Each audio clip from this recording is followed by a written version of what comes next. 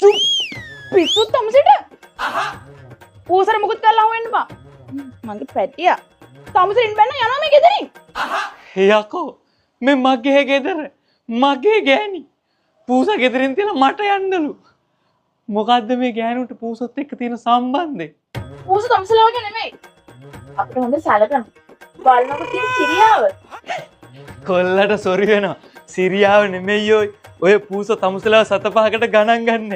ඒකයි ගෑනු සංගතිය පූසොන්ට පිස්සු වෙట్లా ඉන්නේ. ගණන් ගන්න නැත්නම් මොකද පිස්සු වැටෙන්නේ? ගණන් ගන්න නැති උන්ට තමයි ඔය ගෑනු පිස්සු වැටෙන්නේ. අවධානය දිනා ගන්න. දැන් බලන්න මේ අහිංසක පිරිමි අපිට තමුසලා සලකන විදිය. ඔය පූසොන්ට තමුසලා සලකන විදිය. මේ අපි හැමෝටම සමානව සලකනවා. සමානව සලකනවා. පූස කෑවත් කියුට්. නිදාගත්තත් කියුට්. ප්‍රවාහගෙන හිටියත් කියුට්. දවසම ඔහේ හිටියත් කියුට්. කොල්ලෙක් මේ හිටියන ඌ කියුට් නෙමෙයි.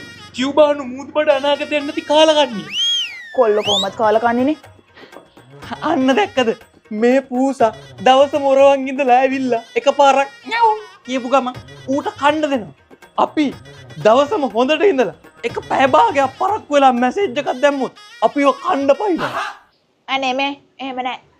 මේ පූසා දවස් ගානක් ගෙදර නැතුව රස්තිය අදු ගාලා ගෙදර આવොත් ගිය පණ ආය ආවගේ උම්ම දීලා බලා ගන්නවා. අපි යකෝ එක දවසක් යාළුවෙක් ඇවිදින්නකින් ගෙදර આવොත් අපි બ્લોක් කරනවා.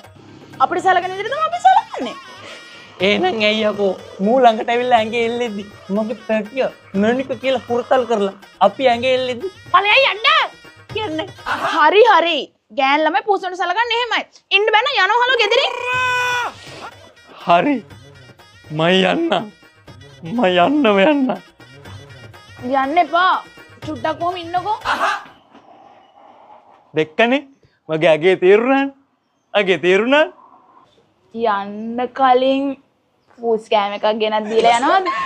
යාට මාව එපා